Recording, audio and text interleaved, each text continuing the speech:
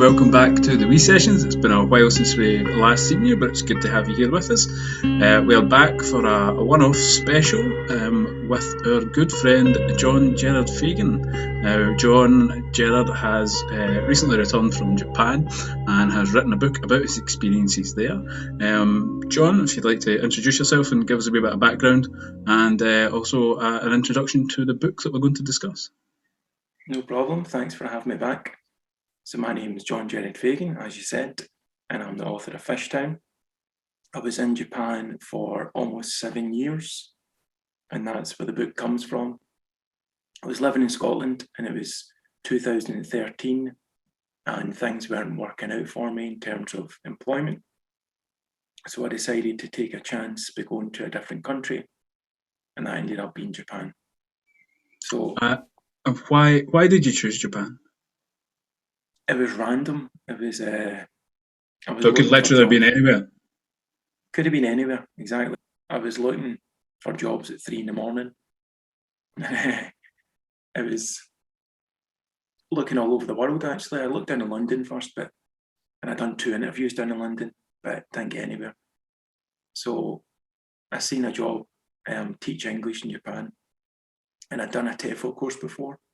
So I just checked what they were looking for. And it said, come work in Tokyo. And I was like, do you know what? I'll give it a go. If it doesn't work out, I can always come back home. There's nothing happening here. What's the worst that can happen? So there was nothing particularly special about picking Japan. It was just getting away from Scotland, basically. Did you feel you'd fallen out of love with Scotland, with Glasgow in general? I wouldn't say falling out of love. I think I wanted to stay in Scotland. I didn't want to move anywhere. Glasgow's always going to be my home, but there was just nothing really happening. And it was coming up to the 2014 referendum. So I thought, by the time I get back, if I'm even going to stay a year, then we're going to be independent. So there'll be much more opportunities of a different place from when I left. So I thought it's a good time to go. And when the referendum result didn't go the way that you'd expected or the way you'd hoped, do you think that led to you staying in Japan longer than you had anticipated? Yeah, I think it did. It was I put in my book the chapter when on the day of the referendum. So I was teaching in a wee school, and they wheeled out the TVs for their special occasions, and they had in the staff room, they had on the referendum, what was happening, and they were talking about Scotland, they were talking about England and all the differences, and it was quite exciting to watch, actually, and I thought we're definitely going to do it. So I'm telling all the teachers it's definitely happening. So was this interest mirrored across Japan, or was this specifically because of you being there in the school? No, there was a lot of attention in Japan on the referendum. Like, so it wasn't just me, they knew about it, but they didn't know anything about Scotland. They just thought the UK is breaking up, and they weren't too sure. They thought it was like the American states are breaking up, sort of thing. So did you find that, again, was that across the board? The people in Japan largely didn't realise that Scotland was a country in its own right? Aye, 100%. Most presumed, like the way some of the teachers would explain Scotland to the kids when they asked where I was from. They said Scotland, they're like, not Irisu, not the UK. They say, oh, it's like Hokkaido. It's just like another part of Japan called a different name. And I was like, no. So that's standard over there.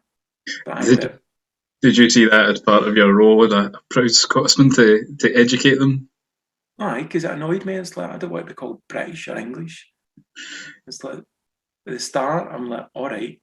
But then after, I was like, no, do you know what? I'm Scottish.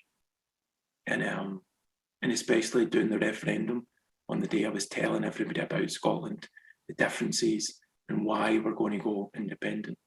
So it was like a wee party. We had a cake and they had drinks, and then it was good. And I was like 100% of telling all the classes was going to happen. And then like the results were coming in as I was teaching, like the Drexit. I was like, this cannot be true.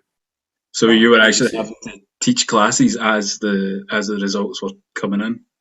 I just had my phone on. I didn't care. I was like, the phone's on, and talk at me. It's important. And then it was just like the first ones come in. I was like, this is not good. And then I think there was something on George Galloway, and other folk like that were laughing about the postal votes, saying that, oh, it's definitely not going to happen. And I was like, this can't be right. But I was so far away from it. Like, I was getting reports back home that up in like driving about Cumbernauld and Glasgow, there was yes signs everywhere, and there was like a party atmosphere, and there was a feeling it was going to happen. So I was like in Japan, but I was feeling that like I wasn't really getting all the information. I was thinking this must happen. Yeah. Did you feel maybe you were in a bit of somewhat of an echo chamber? Maybe you were just hearing what your own friends and your own like-minded supporters were feeling. Do you think maybe because you were out there, you weren't getting the full picture? I think so, probably. Because the experience you're talking about is definitely way in the lead up to the referendum that I felt that I was here in Scotland the entire time, and it's definitely the viewpoint that I had, that there was a change in the air, and a big change was coming. But again, maybe I was in my own sort of echo chamber at that point. Yeah. And I suppose that's one of the key things in your book is that sense of being isolated from, I suppose, not only your roots and your home, but also from the new environment that you were in. Yeah, that's true. Completely isolated from, at the very start, from anybody from Scotland. So I'm only getting dribs and drabs for friends and family back home. Nothing was really changing apart from 2014 when there was excitement in the air. That's when I thought, I think this will be a great time to come back once we're independent, and there'll be so many new things happening. But the atmosphere after it was just like dead. And yeah, now I'm in Japan, isolated from everything, can't really speak the language, and all I'm getting is despair from back home. So I'm like, what's the point of coming back? So that definitely influenced me for staying in Japan. Yeah, and obviously it was difficult to begin with, and again the book will deal with a lot of your experiences and how you dealt with adapting to the culture there. But there obviously were other times where it was, you thoroughly enjoyed yourself, you made friends out there, you did adapt to the culture. Tell us a wee bit more about that. Yeah, it was up and down. It wasn't all just despair and isolation. And yeah, a pretty bleak picture at the moment. Well, it was, but it's not easy. It's definitely not an easy place to go, especially for someone who's unprepared. And I was unprepared. I just went, here we are. I'm just going to sell everything, and then off I go. And because you, again, not to interrupt, but you are a seasoned traveller. You have been away from home to many countries all over the world and for lengthy periods of time. Yeah. So it's not as if you were wet behind the ears in that aspect. Do you think it was something specific to Japan and Japanese culture that was very difficult to adapt to? I think the countries that I'd been to before were with my friends from school mainly.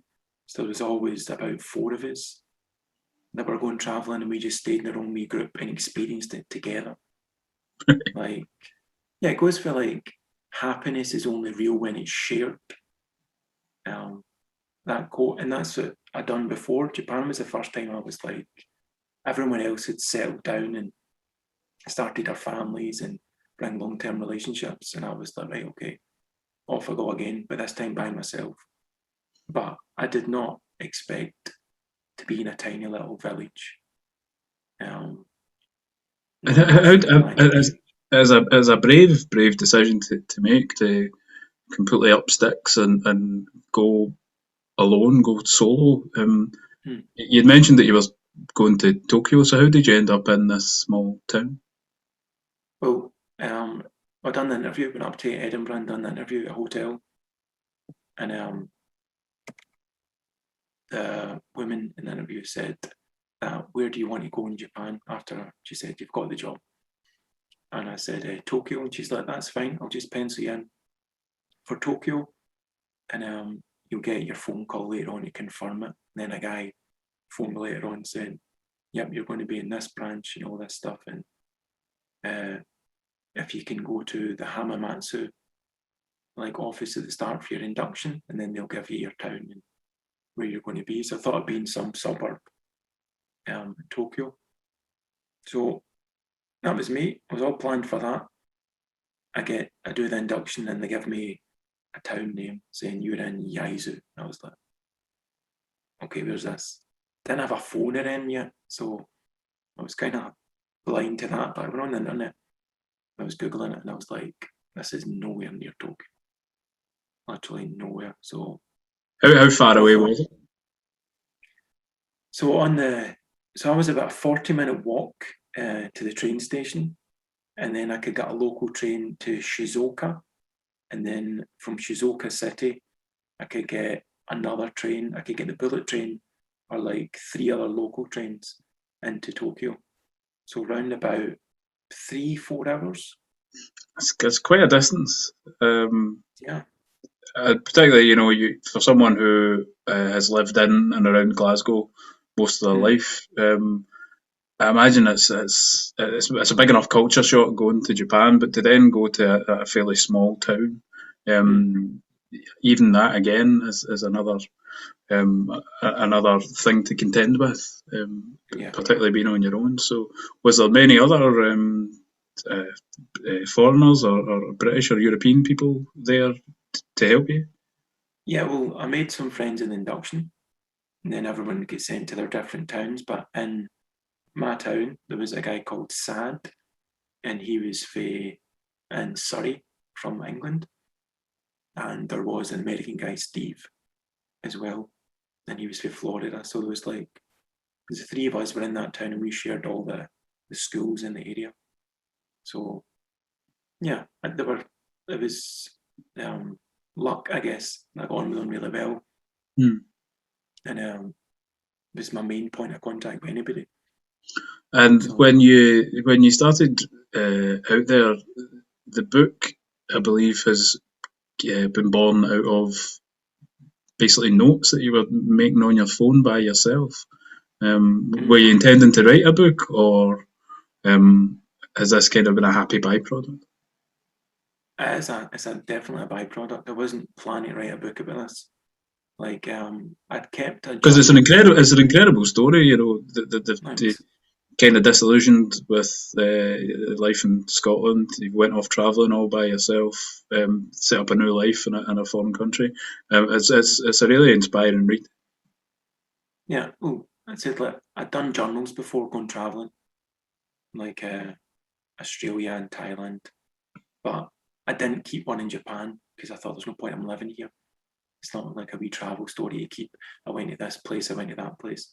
But when I was leaving to get the last plane out of Japan, I started to write it on my phone. That's what I done at the airport. It was just I wanted to capture how I was feeling. Just so I could look back on it. That was it. And then different stories, I was just adding them to my notes, just like Japan stories. And I just did. Before it was growing and growing. And I was starting to sort them. Okay, they're from year 1, they're from year 2, and then I've hundreds of them. And I was like, right, okay. I put them on a Word document and then started to sort it out properly. So it worked that way. It's I don't think I could, if I'd decided I'm going to sit down and write this, that I've wrote other books, I don't think I'd be able to do it. Yeah. Because I'd be heavy. You really get the immediacy from it, from the style that it's written in, and also the languages it's in. It's very much a written by a Scotsman, written by a Glaswegian. But it's visceral and it's honest. Do you think the level of honesty is that something you're comfortable with? Because I know personally, I don't know if I would be as comfortable putting some of these things down for the public to read or whatever. As a writer, I suppose that's as an artist, I suppose that's a massive part of it. Is that something that comes naturally to you? No, not naturally. When I'm writing fiction, it's fine because it's all imagination. There's nothing but if this is I'm the central character. It's like my journey sort of thing. So yeah, it does give me a wee bit of anxiety when I was first writing it.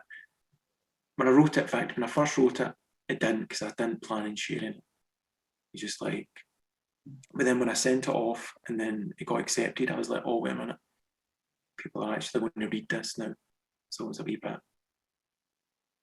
And it's all just like stories about my life and how I was feeling. And yeah, I have to be like brutally honest and it's all stripped in. So yeah, it is. Yeah, you would lose the authenticity of it, I suppose, if there was a more flowery prose to it. Yeah. So you're now back in Scotland. What made you return? I felt that it was time to come home. It was just a feeling, and I was going to stay longer, but I thought going up to 7 years. If I was going to come back and settle in Scotland, like being 36, then that was the time to do it. So I decided that if I stayed any longer, there's the thing like Japan, if you stay more than 5 years, you're a lifer. Because you'll end up just staying. Yeah, because people just stay, they get married there. But if you stay like after that, so I was like getting to that stage, like, wait a minute. I was there in my late 20s. I was there at 29. And then I was suddenly in my mid 30s. And it's like, and I always wanted to come back to Scotland. It wasn't like That was always the plan. Yeah, it was always a plan. I always wanted to come home. And the independence thing, as it's gathering pace again, I thought, you know, I want to come back for this. Well, that's what I was going to ask you about. There's obviously been big changes in both countries, and in yourself, and your time away, I suppose, seems to have been bookended by the independence, the charge for independence. Do you see Did you see a big difference in the Scotland that you returned to, and do you also see a difference in how the independence campaign is going compared to 2013, 2014? Yeah, I think there is a difference in Scotland now because more people are seeing the real face of like the Tory party in England. Before it was all flowery and David Cameron's lovely and stuff, and we vote no, we stay in the European Union and stuff. Then they go, wait a minute, it's the exact opposite of that. And Boris Johnson, with his wee funny haircut and stuff, it's all just, it's a farce. And people are starting to see it. And they're starting to go, wait a minute, there are better alternatives to this. So before it was just one passionate side, and other people like a wee bit scared, like, oh no. But now it's a better argument now. There's not, it's all about what currency we're going to use. That was before. And like, that's not even a thing anymore. Like, currency near enough isn't a thing anymore with the rise of Bitcoin and cryptocurrency. So. Oh, even like that and Dogecoin on it. There's all lots of different things. So it's a different atmosphere now. And obviously politics have completely changed in Scotland. The rise of different parties. And we've got a vote coming up. And this is probably one of the most important ones to see if we're going to get this next referendum. If the proposed referendum coming up in the next couple of years that we all expect, if the result was to go the same way, would you be off on your travels once again? It's not. It doesn't bear thinking about. If we don't get independence the next time, you look at all the nonsense that's happening down south. So it's like the Tory party is going to be in charge of Scotland for the rest of the time. If we don't, we're going to see the NHS disappear. We're going to see more money being pumped into fast lane. We're going to see the decline in the industries again. If you look what Thatcher done, that's the thing that sticks out in my mind and always has. She beheaded the Scottish industries in the 80s. And if we didn't have the chance to do anything about it, because it was one parliament. Now we do, and things aren't happening. People are still saying, like, oh no, look at them. Just let them do. Let these rich people decide everything, because obviously they know best. Obviously, the Brexit thing was good for everybody, wasn't it? It's good, smashing. So if Scotland doesn't get independent, which is a risk, and it could happen, there's a lot of people that are daft. That's a nice word for them. A lot of people that are daft that will be voting against Scottish independence. And so there's a good chance that it might not happen. But would I leave again? No idea. I don't want to think that far ahead, and I hope I don't have to. But there's a chance. If it happens again, and I'm stuck for work, and everything declines, then yeah, there's a good chance. Which is a sad thing to think about.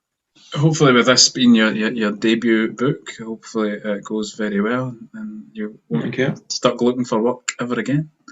Yeah. But yeah, I'd like to take this opportunity to say thank you very much, John Gerard Fagan, for joining us on the Wee Sessions. It was a fascinating chat. It's a fascinating book, Fishtown, by John Gerard Fagan. It is out on the 28th of April, and it's published by Guts Publishing. That's correct.